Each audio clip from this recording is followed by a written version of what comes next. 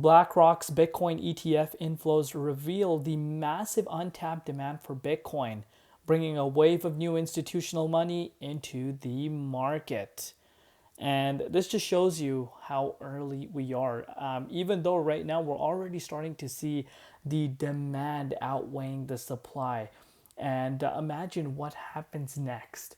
Very, very interesting things. But, welcome back to the Crypto ZX channel, to the XRP holders. I appreciate each and every one of you guys for showing tremendous amount of love. Continue supporting, and you will see a continuation of these updates.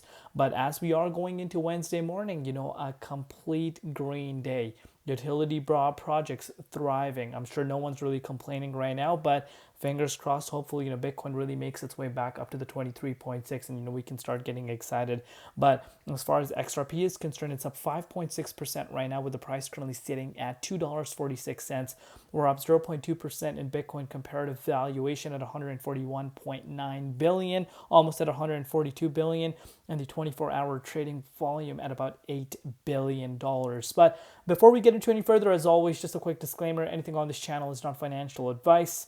Always do your own due diligence and research when you are investing in crypto. So at this point, you guys know the last 2 days have been a complete roller coaster of a ride. You're seeing major amounts of volatility come in within the crypto markets. And, you might think that only happens in crypto, but believe it or not, the traditional stock market is also seeing major signs of major volatile moves.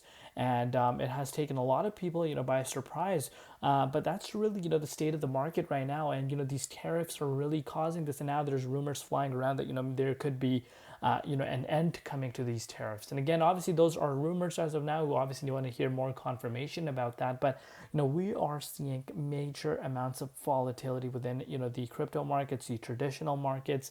And let's see how it goes, going into the future. But do let me know your personal thoughts down below, because this is quite interesting. Because, you are always hearing people say, oh, the crypto market is volatile, but you really want to be paying attention that it's not just crypto market, it's the entire, markets out there that are being volatile right now. But moving forward, look at this. Kraken has announced that the SEC has agreed to drop its lawsuit against crypto exchange. And look what Senator Cynthia says: a huge win for digital assets industry. We are closing the door on regulation by punishing. We are closing the door on regulation by punishment and welcoming home American innovation. This is huge. Everyone, believe it or not, everyone knows which one is still left. Senator Cynthia knows. Major institutions know. Brad Garlinghouse, of course, knows. Everyone knows the magnitude of Ripple and, the SEC lawsuit. Once that comes to an end, I think this would really be a clear, clear sign which direction we're really going in, and how this is indeed a complete shift. And, the Gary Gensler days are gone, and we're actually seeing crypto being treated fairly. And I think we're coming closer and closer to those times, because you're really starting to see all these other lawsuits, that were a huge thing, getting dropped. But the biggest one is that the one that's left till the end for, the best left for the end. Let me know in the comments. But in terms of development standpoints, we've been hearing a lot of positive things, and I do believe the clock is ticking. And I think, we are about to hear, announcement regarding that case, because now as we are seeing a lot of these lawsuits coming to an end, what makes us think that, Ripple lawsuit won't come to an end? Do let me know your personal thoughts down below. But very exciting times ahead in my personal opinion. But moving forward, look at this. SEC Crypto Task Force to host roundtable on security. It will be streamed live. The spring sprint towards crypto clarity. Series will begin on March 21st with the inaugural roundtable, How We Go Here and How We Get Out, defining security status. Regulation is coming, believe it or not, and it's coming in fast. So obviously, these are good things to be looking out for, especially, regulated coins, the ones that focus on regulatory compliance. That's what I'm really looking for.